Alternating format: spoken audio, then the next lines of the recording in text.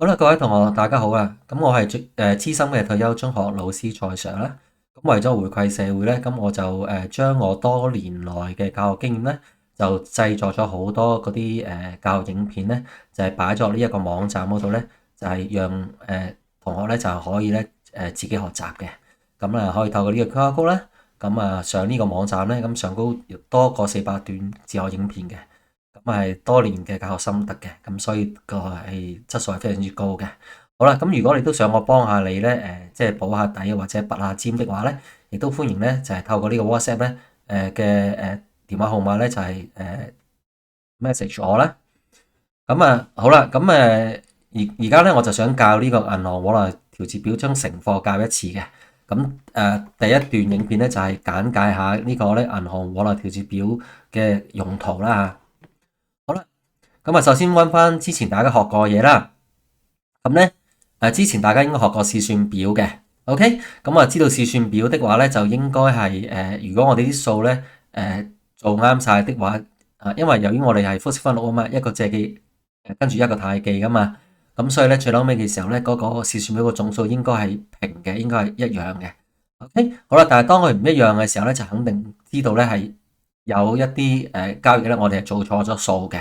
OK，好啦，咁但係試算表通常就係年尾嘅時候咧，先至做一次噶嘛，因為方便我哋咧就係做嗰個即係財務報表啦，即係損益表同埋呢個財務狀況表，咁我哋就需要做個試算表啦。好啦，咁同埋同一時間我哋可以睇一睇我哋有冇做錯嘢嘅。咁好啦，咁但係咧其實咧我哋日常嘅做嗰個記錄嘅時候咧，其實好多時咧係會喺一年入邊咧會做錯好多次都唔定嘅。咁如果等年尾嘅時候先至知道咧，我哋有做錯嘢咧，當我哋要揾翻啲錯誤嘅時候咧，就相當困難嘅。咁所以喺會計上咧，其實我哋有啲防止錯誤嘅一啲機制喺度嘅。OK，好啦，咁我哋首先學一學個概念係乜嘢啦。其實我哋平時最多嘅交易咧就係我哋啲客戶同埋我哋供應商嘅交易嘅，即係買賣貨物係最多噶嘛，係咪？OK，好啦，咁我哋首先講買賣貨物點樣樣咧，即係等大家學識多少少嘅買賣貨物嘅時候，我點樣肯定我哋嘅會計記錄咧係冇做錯嘢咧？咁我哋可以理解一下咯。嗱，呢個咧就係我哋咧，譬如我哋係賣方咧，係供應商嚟嘅，咁咧我哋個名咧，我哋可能叫張先生啦，可能獨資企業啦，咁我哋個帳簿就係咁啦。咁我哋賣貨物俾阿陳先生，咁你見到呢個係一個應收貨款帳嚟嘅，OK？好啦，咁但係咧，我哋知道咧，其實咧喺買方嘅時候咧，阿陳先生咧，其實咧佢一樣需要做記錄噶嘛，係咪？咁佢做記錄的話就係幫我哋買嘢啦，咁所以佢喺佢帳簿入邊咧，應該有個叫應付貨款帳嘅張先生嘅，係佢同我買嘢，咁所以咧佢應該係爭我哋錢嘅。咁我哋理解下咧，喺我哋帳簿入邊咧，我哋會記錄低銷貨啊，或者佢還錢啊嗰啲情況嘅，啱啱每一個月入邊嘅。OK，好啦，咁同樣地咧，陳先生亦都會記錄低呢一個購貨個同埋還錢嗰個情況嘅。好啦，咁既然大家都有入帳啦吓 OK，好啦，咁所以咧個機制就係每一個月嘅時候咧，咁我哋會將我哋本簿入邊我哋個記錄 send 俾對方。OK，等對方可以對一對究竟有冇做錯嘢。OK，好啦，咁所以咧其實係每一個月嘅月頭嘅時候咧，即係我哋4月頭嘅時候，我會收到3月份，即係阿張先生啦。咁佢喺4月頭嘅時候咧，就應該會收到阿陳先生佢嗰個記錄嘅。因為陳先生會將佢帳簿入邊咧，佢個應付貨款張先生呢個記錄咧 send 俾我嘅。OK，等我哋對數嘅。咁同樣地咧，我哋會將我哋張先生會喺佢本簿入邊嘅應收貨款帳陳先生呢個賬戶咧嘅詳情嘅記錄咧寄翻俾咧陳先生嘅。咁大家互相對數咧，睇下大家有冇嘢做錯。如果有做錯就通知對方啦嚇，咁等對方改翻咁樣去處理啦。OK，好啦，咁我哋首先睇睇張先生嘅角度會點樣睇啦。好啦，咁咧當佢收到啦，咁所以張先生咧呢個就係佢自己盤數啦嚇。咁跟住4月頭嘅時候就會收到陳先生佢呢一個應付貨款嘅賬戶嘅記錄啦，呢一個佢會寄俾我哋嘅。好啦，咁我揸住呢個記錄咧，我開始就可以對數咯喎。好啦，首先第一樣嘢我要睇咧就係究竟個結餘有冇啱唔啱先。好啦，咁由於一個係應收貨款，一個係應付貨款咧，咁所以大家做嘅嘢應該啱啱完全相反嘅。因為我賣貨物俾佢咧就叫銷貨啦，咁呢一個咪應收貨款嘅資產啦。咁但係喺陳先生嘅帳簿入邊咧，呢個應付貨款獎嚟嘅，咁就係扣貨嘅。咁所以大家所有嘢都係倒轉嘅。OK，好啦，咁所以呢個第一個觀察啦。好啦，咁我哋當我哋收到呢一個帳戶嘅記錄嘅時候咧，咁我哋開始就要夾數啦。首先第一樣我要睇咧就係呢個100蚊同100蚊對唔對嘅結餘嗰個數字。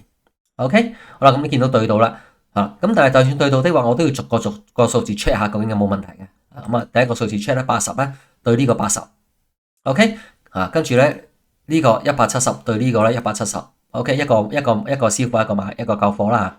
咁呢個130呢個130啦。好啦，跟住剔完咧借方咧，我哋就開始會剔貸方啦呢一度。好啦，跟住呢度剔啦，呢度剔啦。OK，好啦，跟住呢個100蚊剔啦，呢個100蚊剔。好啦，咁我哋對到條數咧就好安心咧，就係應該就係我冇做錯嘢啦。因為我哋入咗係咁樣的話咧，如果張先生入嘅時候咧係即係如果對方賬戶入嘅時候啱啱相反咧，而所有入嘅嘢一模一樣的話咧，就應該好大機會我哋啲數係入啱晒嘅。好啦，咁同樣地咧，其實第二除咗應收貨款同埋應付貨款最多嘅交易之外咧，其實我哋日常最多嘅交易咧就係現金簿嘅交易啦。OK，俾錢收錢，俾支票收支票咧就好多交易嘅。咁我哋亦都係會透過同一個方法去對數嘅。OK，好，咁其實每一個月的話咧，銀行會寄一張月結單俾我哋嘅。OK，好啦，我哋睇睇先。咁呢個咧就係我哋個現金簿入邊我哋銀行存款欄嚟嘅。咁呢個係我哋自己嘅記錄嚟嘅。OK，好啦，咁呢個3月份嘅現金簿嘅銀行存款欄嗰個記錄啦。好啦，咁我哋就4月頭嘅時候就應該會收到銀行嘅月結單，就記錄翻3月份嗰啲交易嚟嘅。OK，好啦，咁大家留意下咧，其實當我哋將啲錢擺落銀行嘅時候咧，咁個意思係咩咧？即係等於呢一個3月12號嘅時候咧，當我哋將收到阿甲咧100蚊嘅支票咧擺落銀行嘅時候咧，咁呢個就係借嘅銀行啦，資產多咗100蚊啦。咁喺銀行嚟講咧，其實我哋將100蚊入咗落銀行嘅時候咧，其實銀行咧係爭緊我哋100蚊嘅，所以我哋借嘅時候咧，銀行應該係太記嘅，因為我哋係銀行嘅負債。OK，好啦，咁通常咧。由於佢嗰張銀行結單咧係可能大部分都係俾一啲咧冇會計背景嘅人去睇噶嘛，可能係 OK，尤其是我哋私人銀行啊，即係可能你匯豐你爸爸媽媽咧就會每一個月咧會收到張銀行結單啦，咁你爸爸媽媽未必有嗰個會計背景噶嘛，咁所以咧佢好多時咧你收到嗰張銀行結單的話咧，佢嗰個形式咧佢係會係有存入啦同埋支出嘅，你見到呢一度好啦，咁即係等於我呢一度嘅提款同埋存款嘅啫，基本上咁通常我哋嗰個DSE 啲題目咧就唔會寫存入同埋支出嘅 ，OK， 通常都係寫呢個咧就係提款同埋存款嘅 ，OK， 好啦，當我哋將啲銀行借記嘅時候，即係要減少啦，即係減少啦 ，OK， 貸記的話咧就要增加啦，因為同我哋啱啱係倒轉嘅，記住，咁就諗就得噶啦 ，OK， 當銀行貸記嘅時候咧，就係佢爭我錢多咗啊嘛，咁喺我嚟講，咪就係等於我哋將啲錢擺落銀行咁樣咯 ，OK。提款就啱相反啦，咁就變成係咁樣啦。好啦，咁同一地我哋要夾數咧，夾邊兩個數咧？其實我哋都係夾呢個620蚊月尾嘅時候嗰呢兩個數字嘅啫，記住。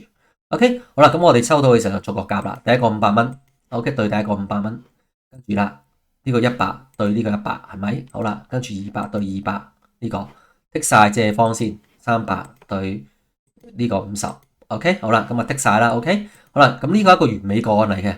剔完借方就剔貸方啦嚇，咁呢個咧就係150，OK 150對呢個250對250，跟住100對100呢個對呢個啦，30對30呢兩個 ，OK 好啦，對完之後咧就發覺呢兩個跟住咧就呢兩個數字都啱啊嘛，個結餘都係啱啊嘛，係咪？好啦，咁所以我哋其實就要最後尾剔完之後咧，又再睇睇呢兩個數有冇錯啦。咁你夾到條數啊嘛，咁就啱噶啦。OK， 即係證明咧，好大機會我哋個現金簿嗰個銀行存款咧，3月份啲交易係冇做錯嘢嘅。OK，好啦，咁嗱，我哋通常喺個對數嘅過程嚟講咧，我哋有個步驟嘅，就首先咧，我都會剔晒借方先嘅。OK，好似頭先一對對咁剔完之後先借剔貸方嘅。OK。好啦，咁同我哋夾數嘅時候咧，其實係夾緊呢兩個數字嘅620對620，記住結餘個數字嚟嘅。好啦，咁跟住咯，如果唔一樣點算咧？嚇，呢個係一個問題嚟㗎啦。OK，好啦，咁你要見到呢個題目嚟講咧，呢個現金簿嘅結餘咧，呢個係130。OK，咁嗰個喺個銀行月結單個結餘咧，咁呢個係145蚊嘅。OK，咁兩個唔一樣嘛，係咪？咁兩個唔一樣嘅時候咧，個老闆會問啊嘛，點解我哋嘅現金簿入邊咧，咁就個結餘咧係130蚊，但係銀行嗰度145蚊，咁中間嗰15蚊走咗去邊咧？OK，咁好啦，咁好多時呢個世界頭先我哋做嗰個個案咧係個完美個案嚟嘅，所有數都夾到嘅。但現實世界之中的話，好大機會都係唔會夾到嘅。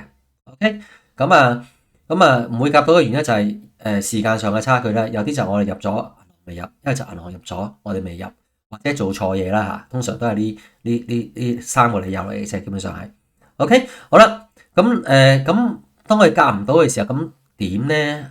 咁我哋都要解釋俾老闆聽嗰個差異喺邊度啊嘛，啱嗎？OK，咁所以我哋就會做一個銀行攞嚟條列表咧，去解釋咧就係嗰個現金簿嘅銀行存款嗰個帳同嗰個銀行月單嗰兩個結餘唔一樣嘅時候咧，我哋要解釋俾老闆聽嘅。OK，好啦，咁所以你會見到咧喺個銀行往來條列表咧，咁佢會呢度寫住現金簿嘅銀行存款個餘額咧130，咁呢個咧就係145蚊嘅，就係個銀行月單嘅。咁中間加減咧就係解釋緊點解佢哋有差異嘅原因啦。呢一個 OK，好啦，又都講少少啦。咁一陣間我會再詳細去再講下個差異嘅原因啦。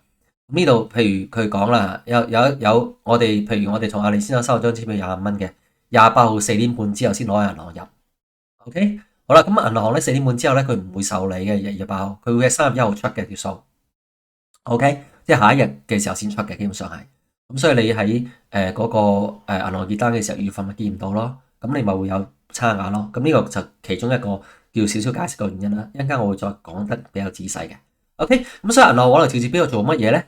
其實就係愛嚟揾，當我哋夾數嘅過程嘅時候咧，我哋要揾出咧，同埋要解釋下嗰個銀行存款帳嘅結餘，即係呢一個結餘同呢個銀行月結單嘅結餘呢個154蚊，點解唔一樣嘅原因啊？咁中間加減就係嗰啲原因嚟㗎啦。OK，就係一係我哋入咗銀行未入，一係銀行入咗我哋未入，或者係錯誤嘅。咁中間加減就係呢三個最大理由啦。OK，好，咁跟住咧，其實透過呢個夾數嘅過程的話咧，其實我哋想揾咧，究竟有冇錯誤出現？咁錯誤有兩樣嘢嘅，第一樣嘢就係銀行有冇機會入錯嘢啦。